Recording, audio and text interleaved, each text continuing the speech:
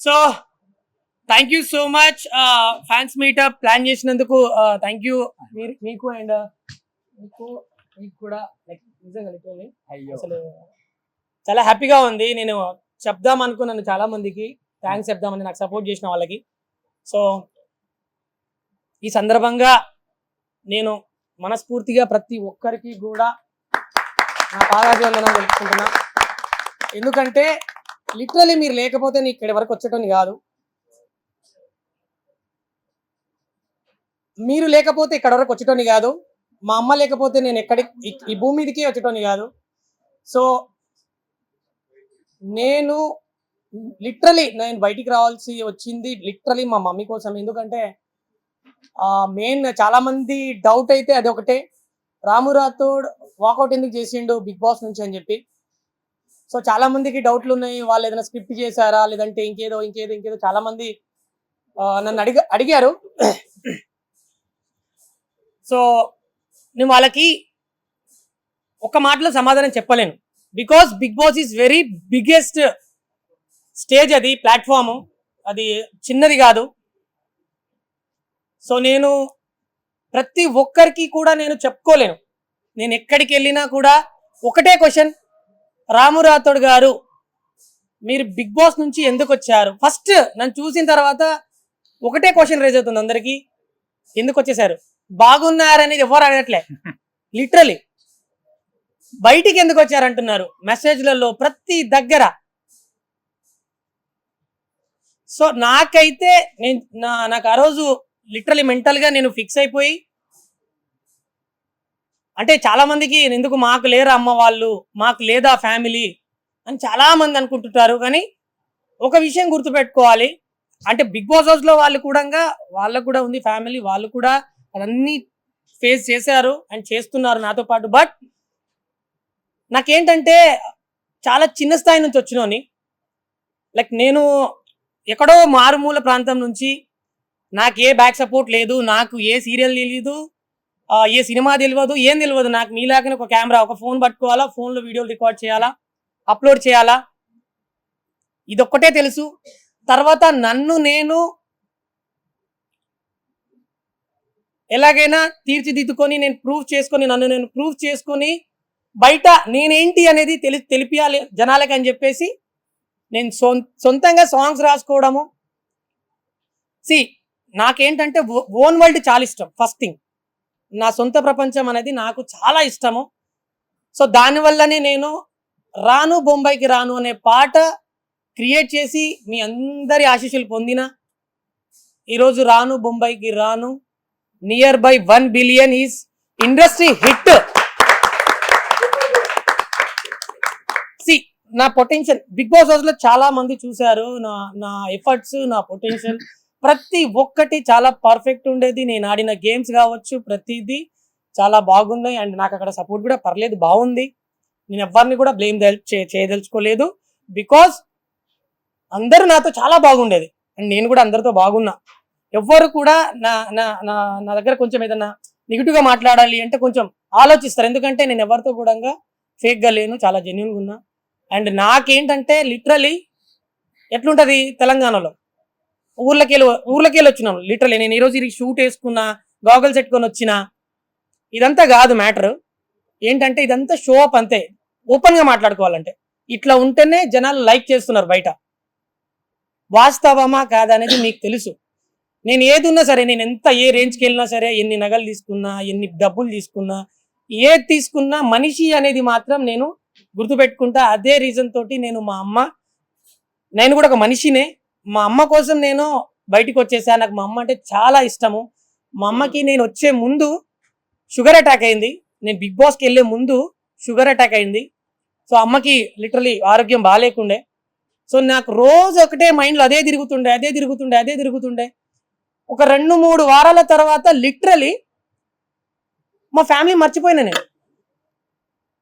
అంటే కళ్ళలో కూడా లైక్ వాళ్ళ ఫేసెస్ అవన్నీ ఏమీ కనిపించట్లే. నేను అసలు షాక్ అయిపోయినా. నేను ఇంత చేస్తుంది మా పేరెంట్స్ కోసం కదా, నా ఫ్యామిలీ కోసం కదా, నాకు వాళ్ళు అసలు ఏంటి గుర్తుకు రావట్లేదు. అంటే అక్కడ అంత ఎడిక్ట్ అయిపోయినా మేము బిగ్ బాస్ హౌస్లో 24/7 బిగ్ బాస్ 24/7 బిగ్ బాస్ గురించే ఆలోచించాలి అక్కడ. ఒక్క సెకండ్ అలా ట్రాక్ తప్పినా కూడా మేము టాస్క్లు ఆడలేము, అసలు ఏం చేయలేము అక్కడ.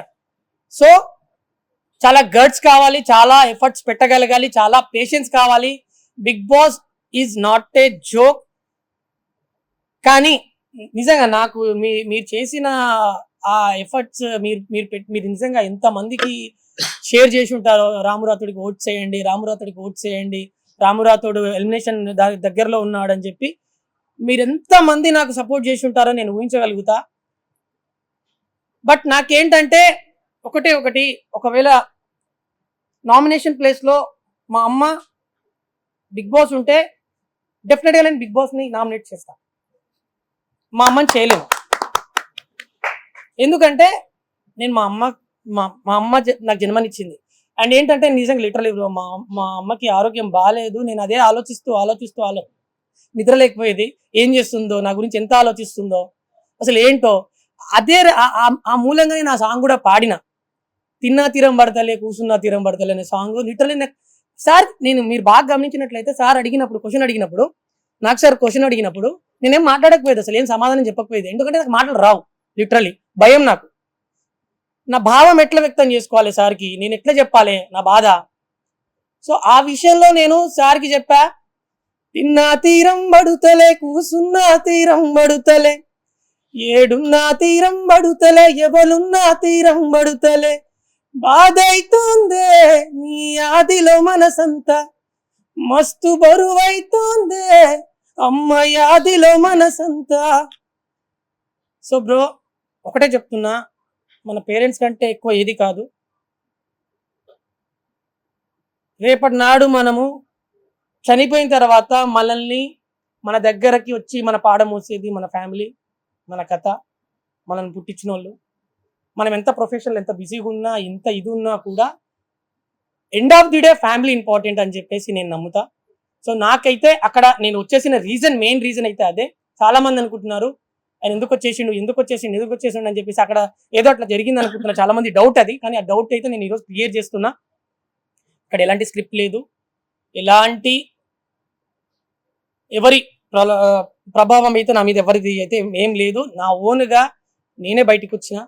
సో దానికోసం నేను ప్రతి ఒక్కరికి సారీ చెప్తున్నా. బికాస్ మీరు చాలా చాలా చాలా చాలా చాలా సపోర్ట్ చేశారు. So end of the day sir కూడా నాతో ఆఫ్ కెమెరాలో అండ్ తర్వాత సార్ కూడా చాలాసార్లు నాతో మాట్లాడారు. నాకు సార్ కూడా నో ఇష్యూ రాము, నీకు ఎప్పుడైతే అలా అనిపిస్తుందో అలా నువ్వు అసలు టెన్షన్ పడకు, నువ్వు హ్యాపీగా వెళ్ళొచ్చు అని చెప్పారు. సో నాకు కూడా చాలా హ్యాపీగా అనిపించింది. వాళ్ళ సపోర్ట్ కూడా చాలా బాగుండే, బీబీ టీమ్ సపోర్ట్ కూడా చాలా బాగుండే. ప్రతి ఒక్కరు మస్తు సపోర్ట్ చేసిరు. అండ్ కట్ చేస్తే నేను బయటికి వచ్చిన తర్వాత మా అమ్మని కలిసిన. అసలు ఫస్ట్ నేను వచ్చిన తర్వాత బయటికి వచ్చిన తర్వాత డైరెక్ట్ నేను మా అమ్మ దగ్గరికి వెళ్ళిన. చాలా మంది మా ఇంటరాక్ట్ ఎలా, లైక్ మా మమ్మీని ఇన్ని రోజుల తర్వాత చూస్తున్నా, ఎలా ఉంటుందో ఆ ఫీలింగ్ ఏంటి అని అవన్నీ వీడియో తీసి పోస్ట్ చేయడం అవన్నీ చేయొచ్చు. కానీ నా ఎమోషన్ని నేను బయట చూపించలేను. బికాజ్ అది నా ఎమోషన్ ఏమున్నా అది మా అమ్మకు మాత్రమే సొంతం. So thank you so much మీ అందరికీ కూడా. ఈ సందర్భంగా నేను ఏం చెప్తున్నాను అంటే, ప్లీజ్ అర్థం చేసుకుంటారని చెప్పేసి మళ్ళొక్కసారి నేను మిమ్మల్ని అందరినీ రిక్వెస్ట్ చేస్తున్నా. నేను అక్కడ ఎంటర్టైన్మెంట్ ఎంతవరకు చేసినానో చేయలేదో తెలియదు, బట్ ఫ్యూచర్లో మాత్రం ముందు సినిమాలలో కనిపించబోతున్నా. Thank you, literally thank you. చాలా పెద్ద సంస్థల నుంచి కాల్స్ వచ్చాయి. రామురాతుడు గారు మీరు ఏం చేశారో అదంతా పక్కకి పెట్టండి, బట్ మీరు చాలా చాలా జెన్యున్గా ఉన్నారు. మీ యాటిట్యూడ్ కానివ్వండి, లిటరల్లీ అంటే లైక్ చాలా మంది ఒక ఆన్ కెమెరాలో అలా ఉంటారు, కానీ మీరు లిటరల్లీ ఒక ఊర్లో ఒక పిల్లగాడు ఎట్లుంటారు, ఊర్లో అబ్బాయి ఎట్లుంటారు, తమ్ముడు ఎట్లుంటారు, అన్న ఎట్లుంటాడు, మా ఇంట్లో ఫ్యామిలీలో ఎవరైతే ఉంటారో ఆ చిలిపిగా చేస్తూ లిటరల్లీ అలాగే ఉన్నారు మీరు. మాకు చాలా బాగా నచ్చింది అది అని చెప్పేసి చాలా మంది పెద్ద మహానుభావులు నాకు కాల్స్ చేసి తర్వాత వాళ్ళు పిలిపించుకొని మాట్లాడదాము అండ్ ఆఫర్లు ఇవ్వడం మూవీస్లలో. అండ్ రీసెంట్గా ఒక 4 మూవీస్కి సాంగ్స్ పాడాను. అది రాబోతుంది. సో నెక్స్ట్ మీకు థియేటర్లో గెస్ట్ అపీరెన్స్ లో నేను పెద్ద మూవీకి నేను ఒక గెస్ట్ కి వెళ్ళాను. సో అదైతే చాలా సంతోషము, చాలా పెద్ద బ్యానర్ అది. సో రాబోతుంది. సో మీ అందరి సపోర్ట్ ఖచ్చితంగా నాకు కావాల్సిందే, ఎందుకంటే మీరు లేని నేను లేను. ఒకప్పుడు సొమ్మసిల్లిపోతున్నాం అనే సాంగ్ వచ్చిన తర్వాత ఇలాగే ఇంటర్వ్యూలు చాలా మంది ఇంటర్వ్యూలు చేశారు. ఎలా సార్ మీకు ఆ సాంగ్ ఎలా తట్టింది అది ఇది అని చెప్పేసి క్వశ్చన్స్ చేసి నా నా యొక్క ఉనికిని ప్రతి ఒక్కరికి మీరు తెలియజేయడం జరిగింది, తెలిపారు. సో దానికి చాలా థ్యాంక్ యూ, ఎందుకంటే అది చాలా వైరల్ అయింది. సో దాని తర్వాత రాము రాథోడ్ ఎవరో బయటికి వచ్చిన, దాని తర్వాత ఫోక్ ట్రెండింగ్ నడుస్తుంది కంప్లీట్ గా, ఫోక్ ఫ్లో నడుస్తుంది. ఆ టైంలో బ్రదర్ అనొద్దు, ఇంకా లైక్ మా మా మా అమ్మకి పెద్ద కొడుకిన వల్లి గారు రాను బొంబాయికి రాను సాంగ్, నేను ఒక 4-5 సాంగ్స్ వినిపించినప్పుడు మా సాంగ్ ప్రొడ్యూసర్ రాను బొంబాయికి సాంగ్ విని లిటరలీ బ్రో ఇది సాంగ్, ఇది చేస్తున్నాం మనం, ఇది ఆయన హోప్ ఇచ్చిండు 100 మిలియన్ కొడతామని చెప్పిండు. ఫస్ట్ ఆ సాంగ్ నేను నార్మల్ పాడి వినిపిస్తే, నేను చెప్పడం కంటే ఆయన చెప్పడం బెటర్ కదా. అసలు ఏం జరిగిందో రాను బొంబాయి రాను సాంగ్ ఎలా పుట్టిందనే దాని గురించి చాలా, అంటే దీనికి ముందు ఇంకో సాంగ్ చేద్దాం అనుకున్నాం. ఒక జర్నీ నడుస్తుంది. ఒకరోజు ఇలాగే మామూలు క్యాజువల్గా టీ తాగుతూ ఇద్దరం ఒకరోజు మాట్లాడుకుంటున్నాం మామూలుగా. అప్పుడే నాకు ఈ పాట వినిపించిండు, ఒక 2 లైన్లే. ఇంకా అప్పుడు ఈ రాను బొంబాయి రాను లైన్ కూడా వినిపించలేదు. అద్దాల మేడలు ఉన్నాయి, మేడల్లో చీరలు ఉన్నాయి, చీరల్లో రైకలు ఉన్నాయి, ఒక 4 లైన్లు మాత్రం వినిపించిండు. అప్పుడే అనిపించింది గట్ ఫీలింగ్ ఎక్స్ట్రాడినరీగా ఉంది సాంగ్ వచ్చేసి. ఖచ్చితంగా ఒక మంచి హిట్ అయితే కొట్టబోతున్నాం అని అనుకున్నాం. అట్లనే చాలా జెన్యున్ గా హార్డ్ వర్క్ చేసాం. ఇప్పుడు ఎట్లాగైతే రాము బిగ్ బాస్ హౌస్ లో ఎంత జెన్యున్ గా ఆడాడో మీ అందరూ చూసారు కదా, సేమ్ అదే జెన్యునిటీగా సాంగ్ కూడా చాలా బాగా వర్క్ చేశాడు. మా కొరియోగ్రాఫర్ శేఖర్ వైరస్ గారు కానీ, మా మ్యూజిక్ డైరెక్టర్ కళ్యాణ్ గారు కానీ, మా డిఓపి హరీష్ పట్లే కానీ, ప్రతి ఒక్కరు ఆ సాంగ్ సంబంధించిన ప్రతి టీం అందరూ సాంగ్ మాది అనుకొని చాలా గట్టిగా పనిచేశారు. సో ప్రభా గారు కావచ్చు, సింగర్ ప్రభా గారు లిఖిత కావచ్చు, హీరోయిన్ లిఖిత గారు కావచ్చు, టోటల్ టీమ్ కి ఈవెన్ మా పోస్టర్ డిజైనర్ సాగర్ కూడా చాలా, అసలు ఒక సినిమా రేంజ్ పోస్టర్లు కూడా ఇచ్చాడు మాకు, పాట పోస్టర్ లాగా కాకుండా. సో ఇంత పెద్ద హిట్ ఇచ్చిన ప్రేక్షకులందరికీ మేము జీవితాంతం రుణపడి ఉంటాం.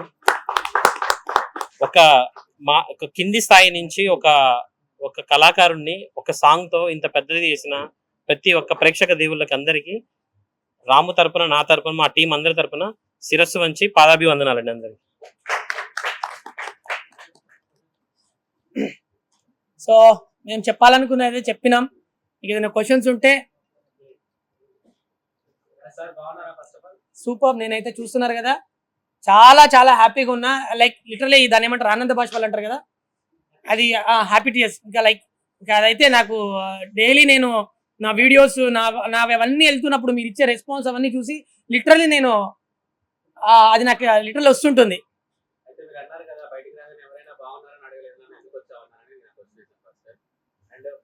ఏంటంటే మీరు మేము బిగ్ బాస్ లో చూసుకున్నట్లయితే చాలా బద్దకస్తులుగా అనిపించారు. ఒక ఇంటర్వ్యూలో కూడా అమ్మగారు చెప్పారు, నా కొడుకు తిన్న ప్లేట్ కూడా కడగడం, నేనే తీసి పక్కకు పెడతాను, అలాంటి వాడు ఎట్లుంటాడేమో అమ్మగారు కూడా బాధపడడం జరిగింది. అంటే ఇక ఆ జర్నీ తర్వాత ఏమైనా చేంజ్ అయిందండి మీ లైఫ్ లోపల? చాలా చేంజ్ అయింది, చాలా చాలా చేంజ్ అయింది. బికాజ్ నేను అక్కడ వంట వండుతున్నప్పుడు లిటరలీ ఒక 2 hours 2.5 hours లిటరలీ నించోనే ఉండాలి ఒకటే దగ్గర. అంటే ఒక ఆడపిల్ల ప్రతి ఇంట్లో ఆడపిల్ల ఎంత కష్టపడుతుందో డైలీ మార్నింగ్ లేచి, నేను అక్కడ ఆ ఎక్స్పీరియన్స్ అవుతుంటే అసలు మా అమ్మ నిజంగా మమ్మల్ని ఇంత కష్టపడి పెంచిందా, మా అక్క నన్ను ఇంత కష్టపడి చూసుకుందా, మా చెల్లి ఇంత కష్టపడి చూసుకుందా, ప్రతి ఒక్కరింట్లో అమ్మాయిలు ఇంత కష్టపడుతున్నారా అని చెప్పి నాకు అక్కడ ఎక్స్పీరియన్స్ ఉంది బ్రో.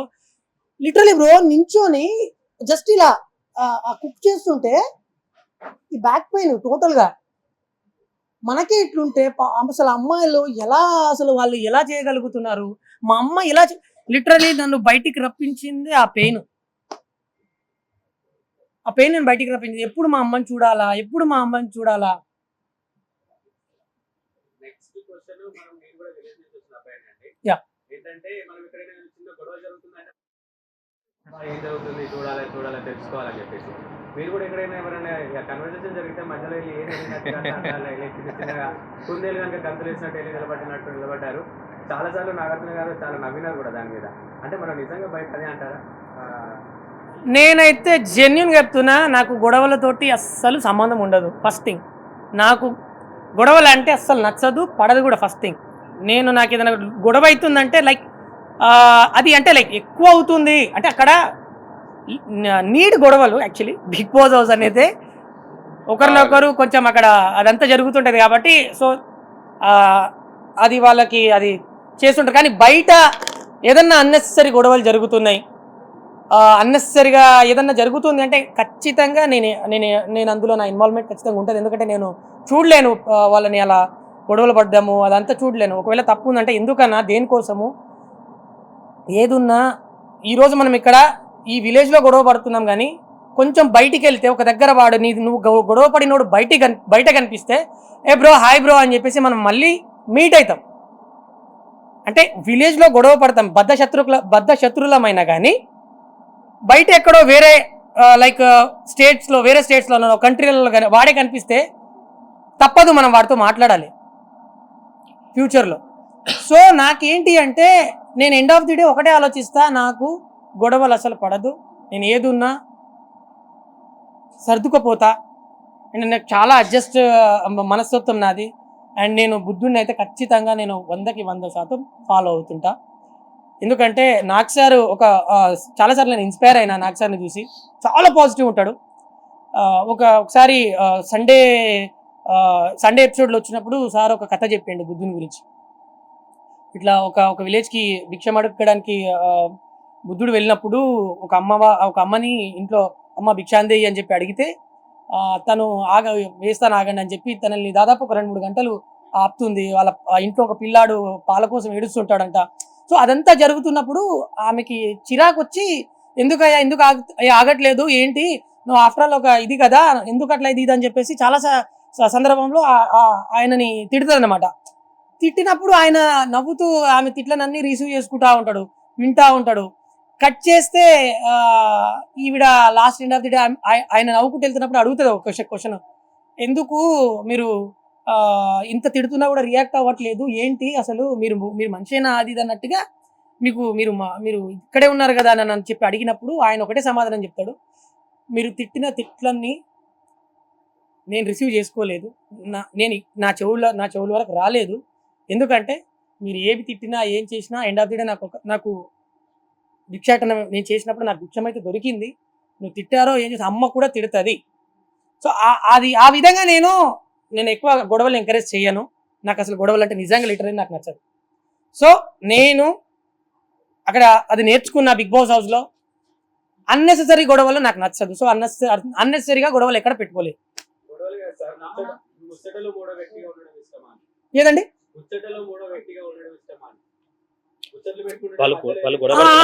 రైట్, నేను వెళ్ళి చూస్తుంటా. అది దానికి మీరు అక్కడ నా ఎక్స్ప్రెషన్ చూస్తే లిటరలీ నా ఎక్స్ప్రెషన్ లో ఒకటి మీరు అక్కడ గమనించవచ్చు.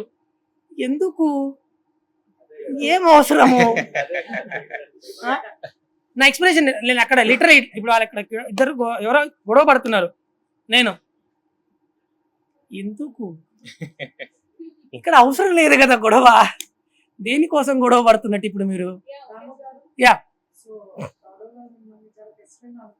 యా అవును, హట్ అయ్యారు లిటరలీ. అంటే లైక్ నాకేంటంటే నా అనుకున్న వాళ్ళు లైక్ నా మైండ్ సెట్కి దగ్గరలో ఉన్న వాళ్ళు. ఆయన కొంచెం జెన్యున్గా ఉన్నాడు బీబీ హౌస్లో.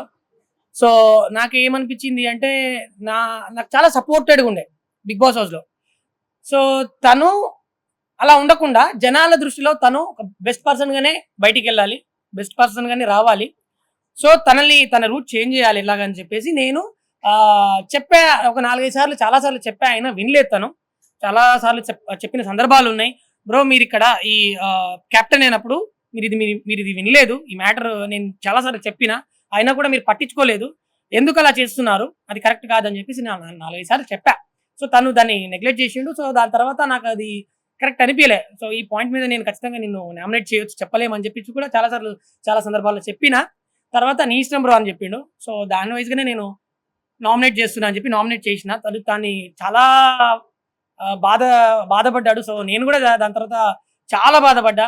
సో లిటరల్లీ నేను తనుజక్కకి రిక్వెస్ట్ చేసా, అక్క ఇది పరిస్థితి, నేను తనని సేవ్ చేయాలనుకుంటున్నా, నేనే నామినేట్ చేసిన, కానీ నా వల్ల తను చాలా సఫర్ అవుతున్నాడు, చాలా బాధపడుతున్నాడు, ఎందుకంటే బయట ఓటింగ్ లేదని చెప్పేసి నాతో బాధపడుతున్నాడు. సో ప్లీజ్ చూడండి అది ఇది అని చెప్పేసి నేను రిక్వెస్ట్ చేస్తే కట్ చేస్తే లిటరలీ నేను అనుకున్నది ఒకటి, తను సేవ్ అవుతాడు ఖచ్చితంగా అని, అదే జరిగింది. సో నేను అప్పుడు చాలా హ్యాపీగా ఫీల్ అయ్యాను. యా చాలా సార్లు కలిసాం. లైక్ ఇలాంటి పబ్కి ఒకసారి వెళ్ళాం, నలుగురం. హాయ్ అండి. యా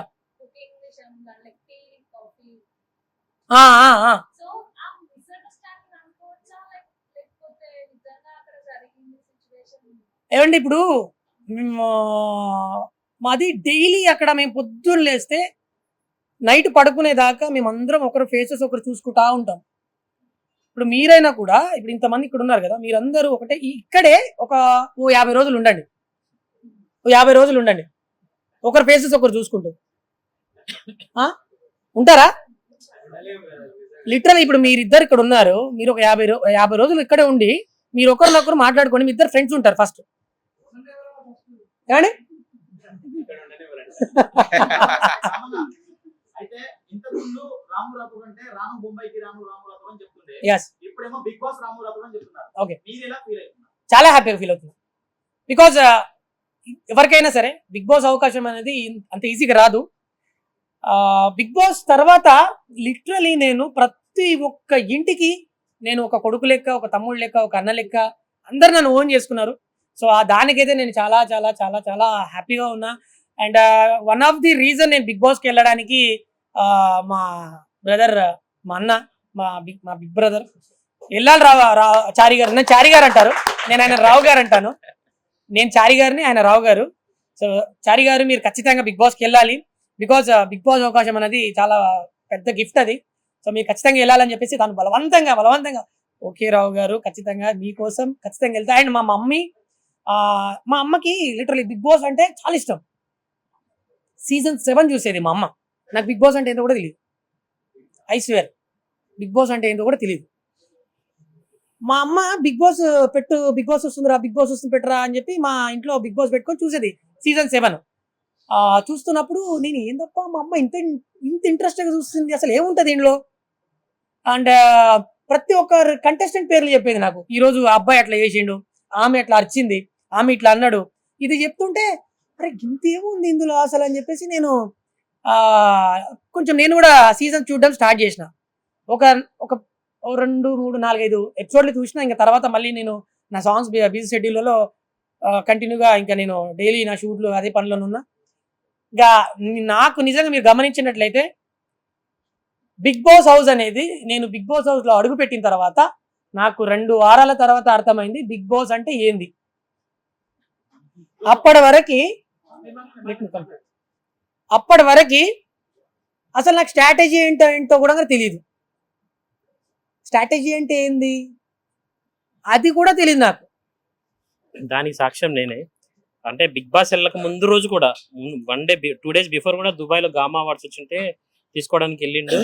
ఒక్క ఎపిసోడ్ 2 episodes అన్నా చూడమని నేను రోజు ఫోన్లో మా కన్వర్జేషన్ రోజు మాట్లాడుకుంటున్నాం, కానీ ఒక్క ఎపిసోడ్ కూడా చూడలేదు. అసలు బిగ్ బాస్ హౌస్ కాన్సెప్ట్ కానీ బిగ్ బాస్ హౌస్ థీమ్ కానీ ఏమీ తెలియదు. అక్కడ అందరు ప్రిపేర్ అయ్యి కానీ రాము ఒక్కడే అసలు బిగ్ బాస్ అంటే ఏంటో తెలియకుండా బిగ్ బాస్ హౌస్కి వెళ్ళింది రాము ఒక్కడే. సో ఎందుకు అలా అనుకున్నానంటే, నా ప్రయాణం అనేది జెన్యున్గా ఉండాలి, నేను ఫేక్గా ఉండొద్దు. ఇప్పుడు ఒకవేళ నేను ఏదైనా తెలుసుకొని ముందరికి వెళ్ళినా అనుకోండి, జాగ్రత్త పడుతుంటా. ఇక్కడ ఇట్లా చేయాలి, ఇక్కడ ఇట్లా మాట్లాడాలి, ఇక్కడ ఇట్లా. నేను నామినేషన్ కూడా ఎంత సిల్లీగా నామినేషన్లు చేసేది, నాకు అసలు ఏం తెలియకపోయేది. నేను జెన్యున్గా ఒప్పుకుంటా లిటరలీ బ్రో. ఎందుకు అంటే మనకి లైక్ నాకు నిజంగా ఫేక్ ఉండడం అస్సలు ఇష్టం ఉండదు, నాకు నచ్చదు. ఫస్ట్ థింగ్, నేను ఏదున్నా జెన్యున్గానే ఉండాలి. నా మాట కూడా ప్రతిదీ నేను దొరికినా సరే, నేను మాట్లాడిన ఏదైనా మాట అయినా సరే ఫేక్గా ఉండొద్దు. ఇక్కడ ఏదనిపిస్తే అక్కడ ఏది రావాలనేది నా కాన్సెప్ట్. నా గురువులు నాకు అది నేర్పించారు, మా అమ్మ నాన్న నాకు అది నేర్పించారు. బికాజ్ మీరు మా అమ్మ నాన్న ఇంటర్వ్యూలో చూసినట్టయితే మా అమ్మ వాళ్ళు ఏం మాట్లాడినా ఊర్లో ఎప్పుడు లైక్ ఎట్లా మాట్లాడుతారు మీరు ఒకవేళ చూడని వాళ్ళు ఉంటే మా అమ్మ నాన్న చూడండి, అంత జెన్యున్గా ఉంటారు. సో నేను కూడా అలాగే ఉండాలనుకున్నా, బికాజ్ నేను చాలా కింది స్థాయి నుంచి వచ్చినోడిని, నాకు నటించడం అసలు రాదు. నాకు ఏది వచ్చినా సరే, నాలుగు పైసలు వచ్చినా సరే, ఏదొచ్చినా సరే నాకు ఇది జెన్యున్గా రావాలి. బెస్ట్ కంటెస్టెంట్ ఎవరంటే బెస్ట్ కంటెస్టెంట్ ఎవరంటే మీ ఫేవరెట్ కంటెస్టెంట్ ఎవరు బిగ్ బాస్ హౌస్? నేనే మీ తర్వాత నా తర్వాత అనేది ఇంక ఉండదు. నా తర్వాత అనేది ఉండదు. ఎవరు నచ్చలేదు అందులో? నాకంటూ వీళ్ళు నాకు ఒక ఫ్యామిలీ లాగా ఏర్పడిపోయినారు, నా బ్రదర్ నా సిస్టర్ అన్నట్టుగా ఏం అనిపించలేదు ఎవరు చూస్తే? బ్రదర్ అండ్ లైక్ ఆ బాండింగ్ ఉంది. కంటెస్టెంట్ పక్కకి పెడితే బాండింగ్ ఉంది. బాండింగ్ వేరే, కంటెస్టెంట్స్ ఎవరు అనేది వేరే. బాండింగ్ ఎవరండి? బాండింగ్ లో నాకు లైక్ భరణి అన్న కావచ్చు, స్టార్టింగ్ నుంచి సపోర్టింగ్, ఫుల్ సపోర్ట్. భరణి అన్న, తనూజ్ అక్క, ఇమాన్యుయల్ అన్న, లిటరలీ ప్రతి ఒక్కరు నాకు ఆ హౌస్ లో ఉన్న ప్రతి ఒక్కరు సపోర్ట్ చేసేది. నేను ఏ సిల్లీగా మాట్లాడిన రీతు కావచ్చు, డెమోన్ కావచ్చు, వాళ్ళందరూ అసలు మేము ఇప్పుడు మిస్ అవ్వట్లేదు ఎవరిని. వీడియో కాల్స్ మాట్లాడుతుంటాం ఎప్పుడు. మా గ్రూప్ ఉంది. ప్రియా కావచ్చు, శ్రీజ కావచ్చు, కళ్యాణ్ కావచ్చు. పులిహోర కలపాలి అనిపించలేదా? ఏమండి, ఎవరితో కూడా మీకు పులిహోర కలపాలి అనిపించలేదు? నా స్టేజ్ అది కాదు.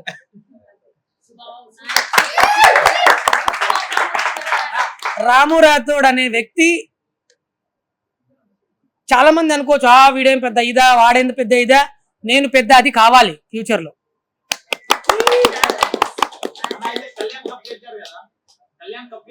ఎస్,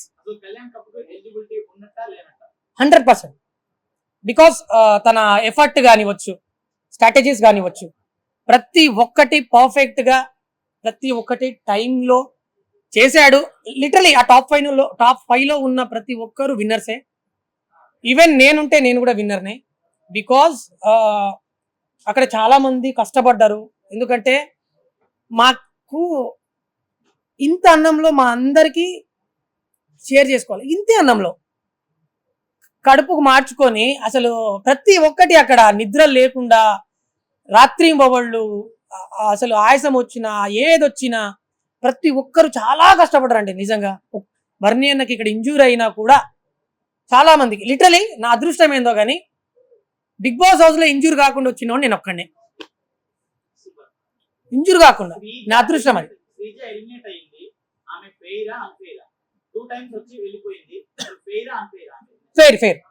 ఫెయిర్ చాలా వెళ్ళిపోవడం అంటున్నారా, తను ఉన్న జెన్యూనిటీ అంటున్నారా, లేదంటే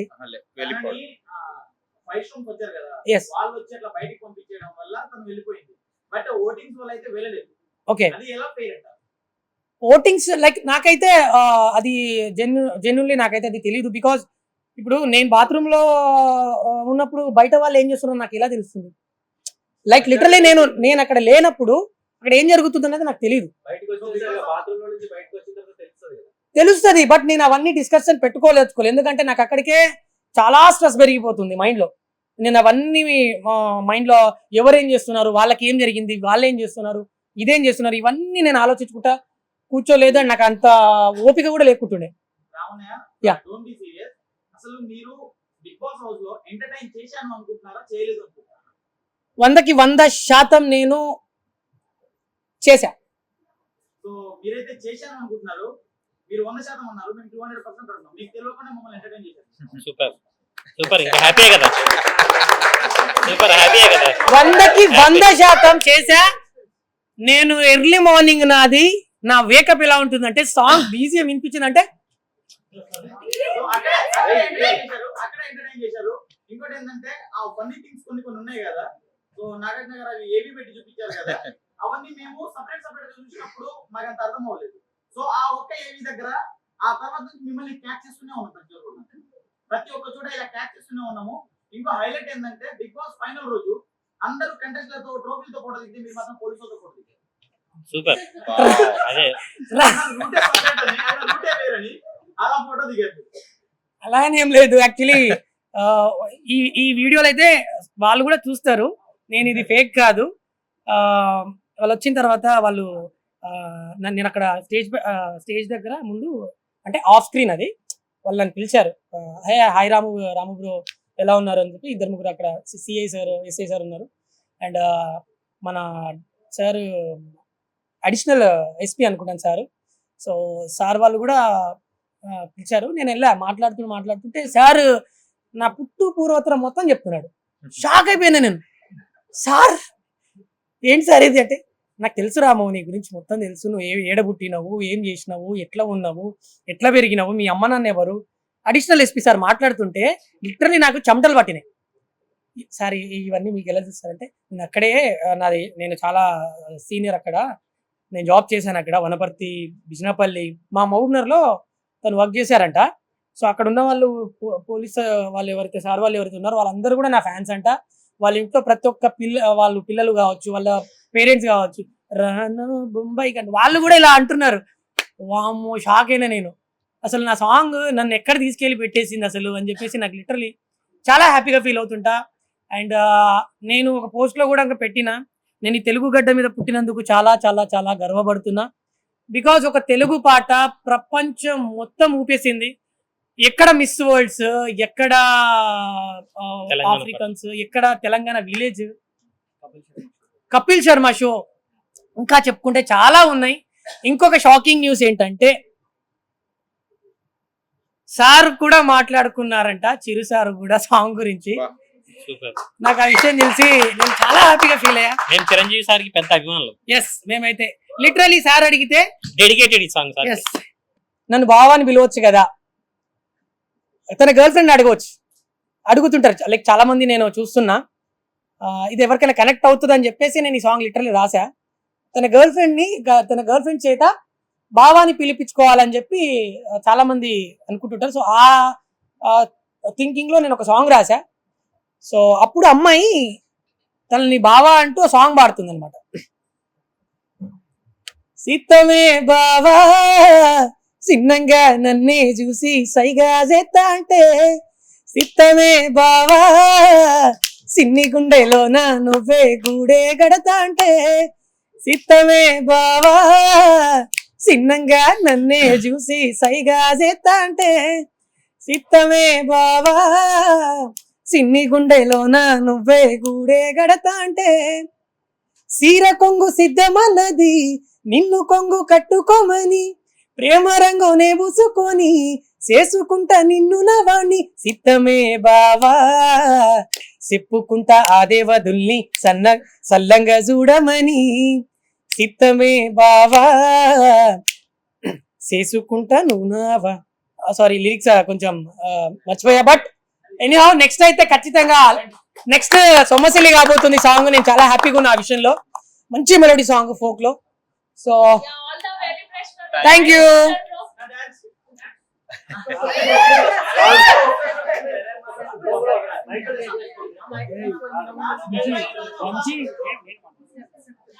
డెఫినెట్ గా యా డెఫినెట్ ఈ మైక్ తీసుకోండి ప్లీజ్, మైక్ లో తీసుకోండి. స్టేజ్ మీద ఎవరు రాకండి. హిట్ టీవీ యాప్, ఇందులో short news, live news, entertainment shows, movies, digital magazines తో పాటు మీ జిల్లా వార్తలను కూడా ఫ్రీగా చూడొచ్చు. ఇంకెందుకు ఆలస్యం, వెంటనే హిట్ టీవీ యాప్ ని డౌన్లోడ్ చేసుకుని ఫ్రీగా ఎంటర్టైన్మెంట్ పొందండి. Hit TV app. Hit TV app. Please download hit TV app. Hit TV app ని ఫ్రీగా డౌన్లోడ్ చేసుకొని ఎంజాయ్ చేయండి. మీకు నచ్చిన ఎంటర్టైన్మెంట్ కోసం హిట్ టీవీ యాప్ ని ఫ్రీగా డౌన్లోడ్ చేసుకొని ఎంజాయ్ చేయండి. హిట్ టీవీ యాప్ ని డౌన్లోడ్ చేసుకుని ఆస్వాదించండి, ఆశీర్వదించండి. ఇంతమంది సెలబ్రిటీలు హిట్ టీవీ యాప్ ని డౌన్లోడ్ చేసుకోండి అని చెప్తున్నారంటే ఎంత మంచి యాప్ ఆలోచించండి. అమెరికా అమెరికా అమెరికా అమెరికాలో చదవాలనుకునే వాళ్ళకి విశ్వసనీయమైన పేరు మన శౌర్య కన్సల్టెన్సీ. UK లో 1 year masters, UK లో 1 year masters, 2 years work permit up to 5 years visa. Contact Saurya Consultancy. Contact 89851 89851.